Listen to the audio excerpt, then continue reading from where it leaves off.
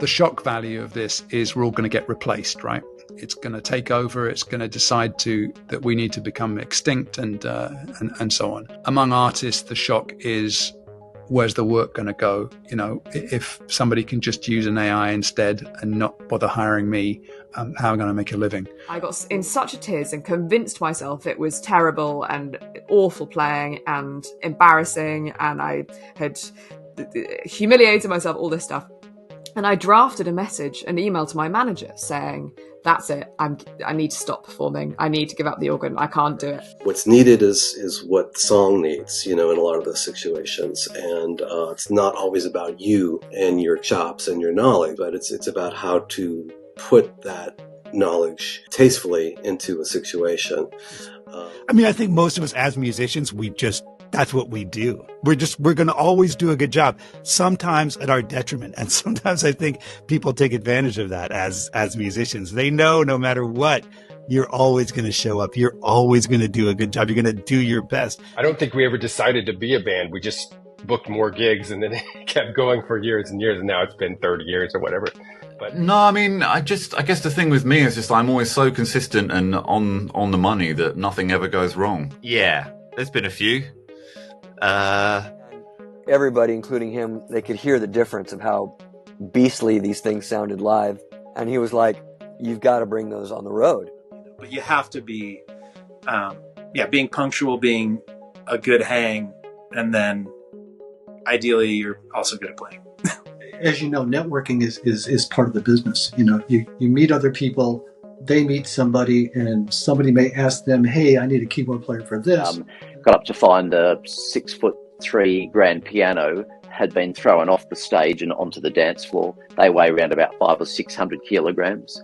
But that was some high stress because, I have this legendary guy that I idolize. I'm lending him my equipment and all of a sudden it doesn't work properly. And I remember I saw this particular plastic urine-filled device coming my way and I dodged it. I kind of looked kind of smugly at where it was coming from to say, you can't get me. As I was doing that, another one came and hit me on the side and I fell off the stool. That was kind of, and if that's, I think that was luckily before YouTube. It was still a challenge for me to even expand my poor little pea brain of knowledge to start using my 10 fingers and things like that. And sometimes even playing two keyboards at once, like the Mellotron here and the organ with my right hand. We had this talk and he said, a legacy band is going to pick you up. And from there, your solo career can take off. And from there, you might be able to make another band, or people will hear about you and you could do what you want to do instead of you trying to build this thing as an entrepreneur from the ground up as a tribute band guy.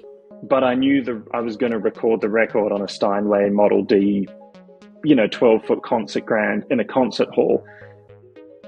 And, it's technically the same instrument, but you're pretty far apart from the piano, the upright in your living room to that. I told people back in New York when they were kind of amazed to hear that I was going to be the editor of a country music magazine. I said, yeah, it's weird because to me, the word country means like a vacant lot in Queens. That's country.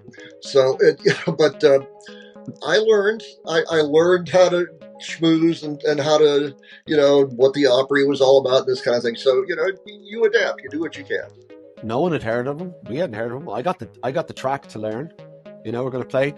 And I heard the track at home and went, holy shit, this is amazing. Yeah. And then you meet Andrew and you meet the guy and he's incredible. And you're going, this guy is going, I hope if there is any justice to this world, this guy, and he's the most humble, nicest guy, needs to be a superstar.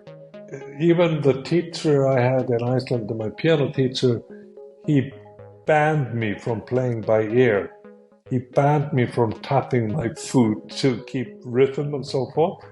Above all, have fun with everything you do. It has to be fun, because if you don't have fun or feel that you're creating something, if you deliberately try to write a hit, forget it. I think at a certain point in my career I realised that nurturing the creative spirit was more important than anything else, and wherever it's on a piano or a guitar, it's you, it's pure, it's beautiful. just let that come out somehow.